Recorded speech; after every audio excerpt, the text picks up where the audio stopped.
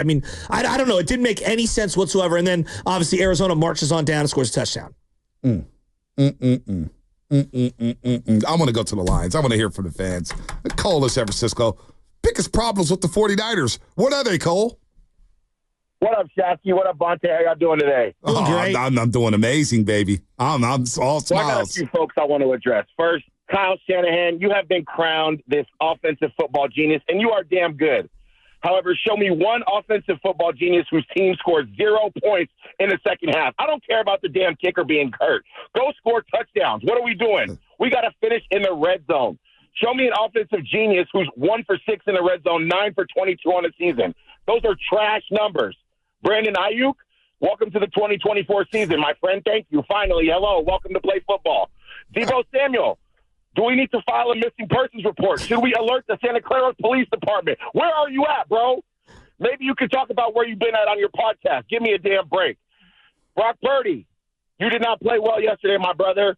19 of 35 is not going to cut it. Accuracy and timing is your calling card. Where the hell was that at? Get rid of the football. Stop running around for 13 seconds. You are not Lamar Jackson, okay?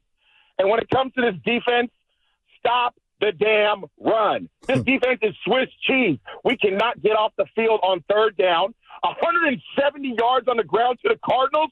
Are you kidding me? Ooh. James Conner was running all over us. Come on, man. And the real issue here, fellas, the real issue with the San Francisco 49ers, and it's been building, it has been building, is that the 49ers cannot close games out. It's gotten to the point where if we're not up 3 scores, the game is in reach. Step on people's necks. Close out games. The Cardinals, come on, man, clean it up. There's a lot of football left, but there are changes that need to be made. People need to stop pointing the finger outward and start pointing the finger inward. Take some damn accountability and go close out a football game. It's always bang, bang, Niner gang. Let's go. That's another candidate for Call of the Week. Another candidate, Cole in San Francisco. In back-to-back years, in the last 2 games against the Cardinals, they played December 17th last year. They've given up over 400 yards in rushing to the Cardinals in those 2 games. In Glendale, Arizona, they ran all over them, but the offense is so dynamic and so potent. Didn't matter. 400 yards. Well, this is the deal. You're going to have to win some shootouts here because you can't count on this defense to get stops.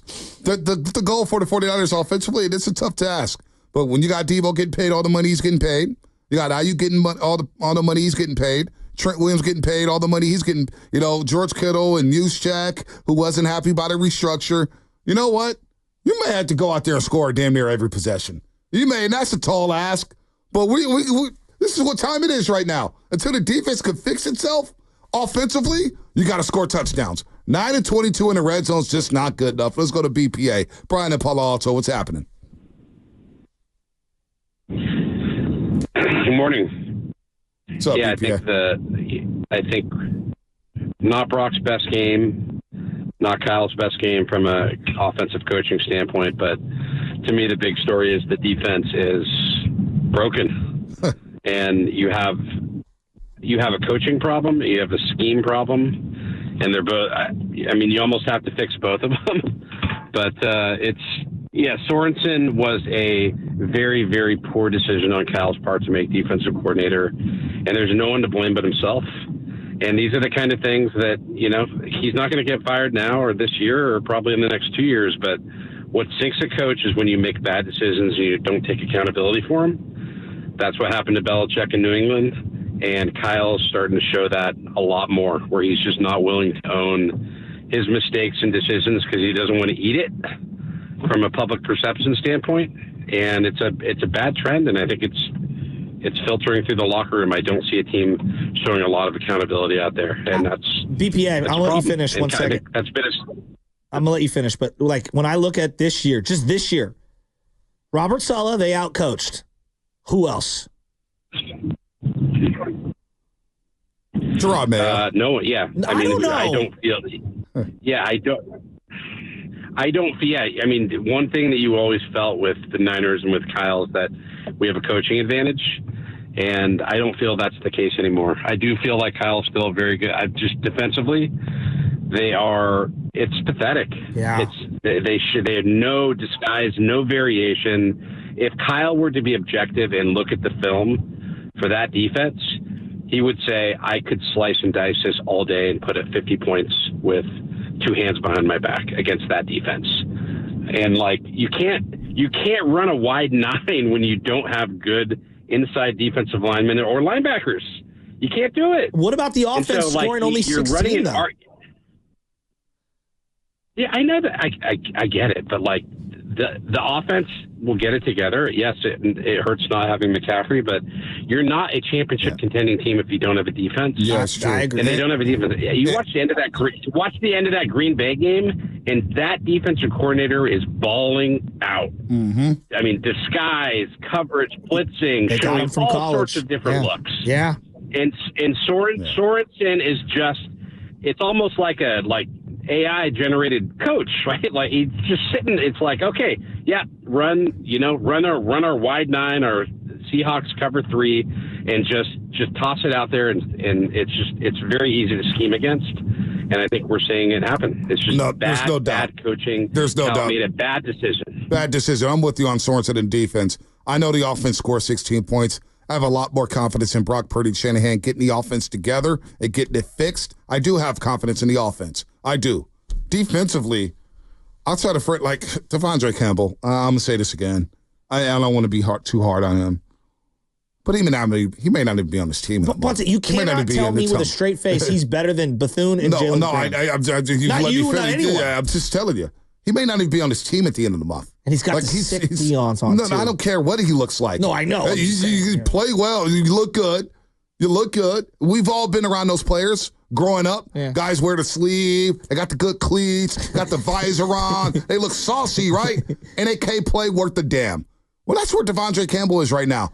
He doesn't fit this scheme, and it's a reason why Green Bay, who are a Super Bowl contender, said, Devondre Campbell, you can walk. We don't give a damn about you walking out of this system. And it wasn't, to me, it didn't start off right with Devondre Campbell because he took a shot at Green Bay immediately the day he signed with the 49ers. And when you take shots like that at another team and you play like you are, you know what?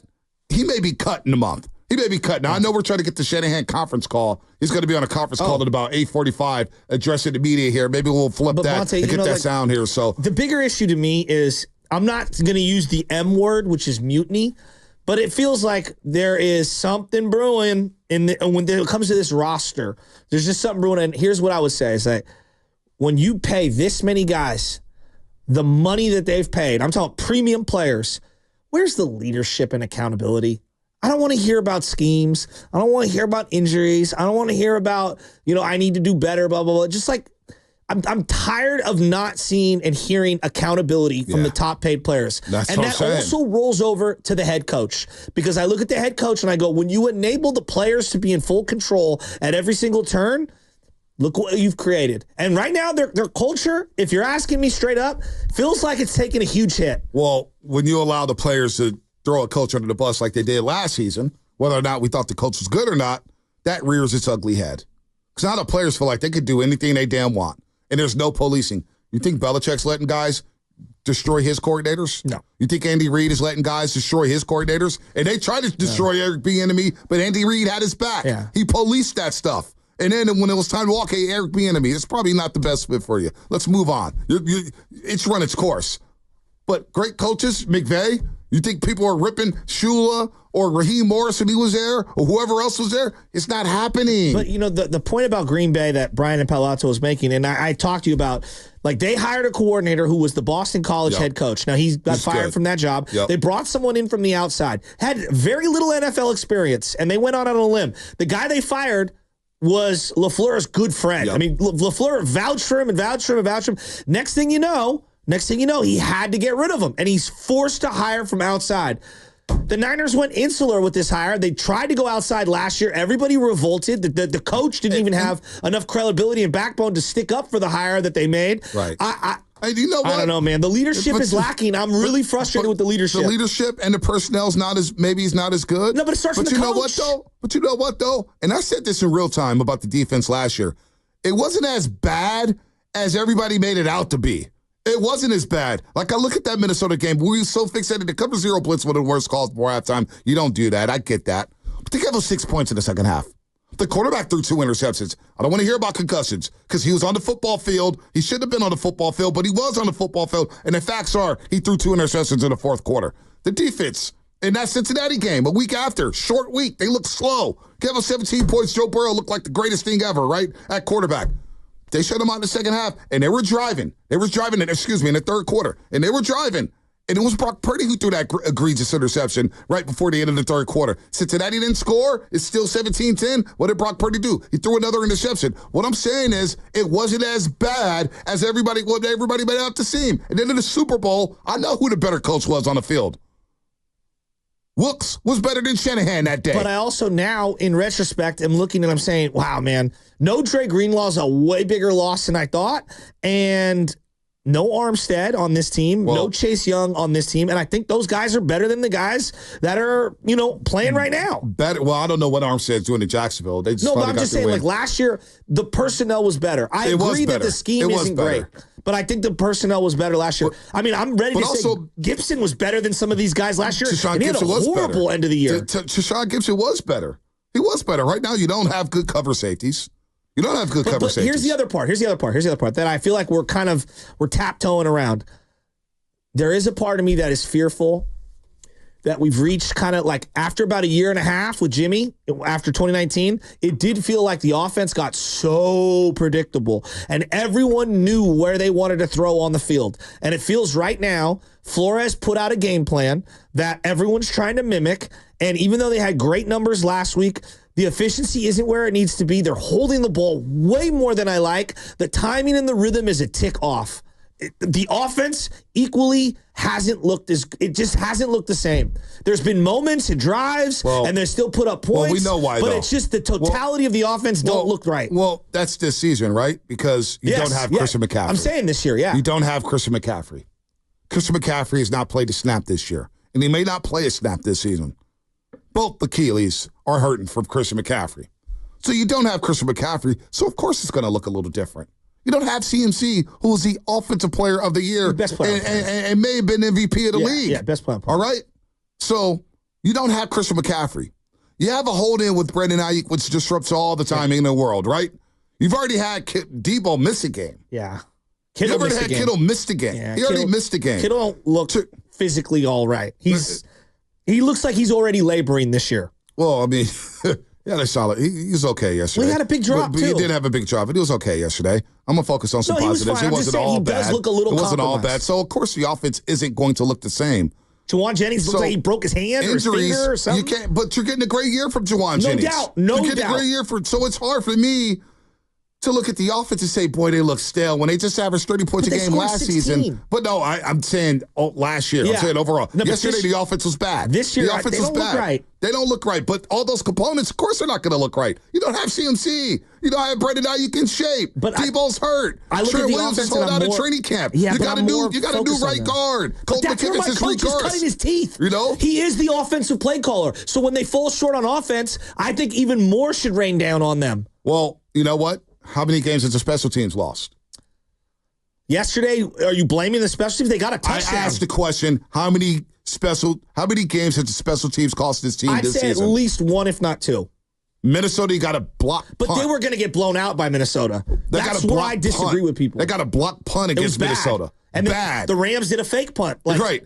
And then you had the big kickoff punt return against the LA Rams. And then you had to miss field goal against the LA Rams. Yeah, so special teams hasn't been great. But I'm with you here where something is off with this football team. And I've been saying that too. But I'm not going to go to the point where we got to think about a coaching change. No, I'm not. After they have 4 AFC championship appearances, there's no doubt. But I'm going to keep my cool because I've seen this team get off to slow starts under Kyle Shanahan. They have got off to slow starts. The Purdy-Shanahan dynamic, it just looks stale. He's holding the ball. The last couple of weeks, they're off right now. They just broke franchise records last year. Why did the Rams and Arizona, 2 teams in your division who have seen you multiple times and seen Purdy multiple times, why did they have the magic elixir to just completely neutralize you in the second half offensively? Offensively, I thought they played well against the LA Rams. In the second half? Purdy missed throws. That's not Purdy. He missed Brandon Ayuk wide open. Yeah, I think it goes wide open. Purdy and Shanahan by the way, you had the big drop with Roddy Bell. Yeah. The big drop with Roddy Bell, which would have won the game. Well, but they would have won the game. It would have won the game had Ronnie Bell caught that football. And he also threw the big interception late against New England, which was like, what are you doing?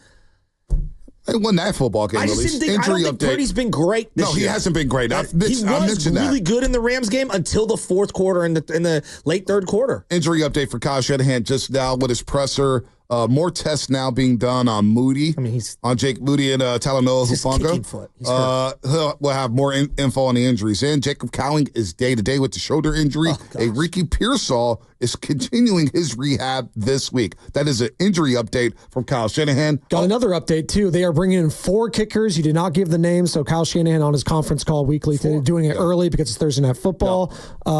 So bringing in 4 kickers to try out today. I'm sure the kid from Cal is one of them. In the vans. Oh, Daniel? Daniel Villasenor. There you go. What was that? Daniel Villasenor, the sophomore engineering major who didn't know what that means. $100,000 on College Game Day. If you guys don't know what we're talking about, College Game Day at Berkeley is a huge success. They do it every single week. They bring in some student to kick for $75,000, $100,000, and Daniel made it. All right, let's go to the lines.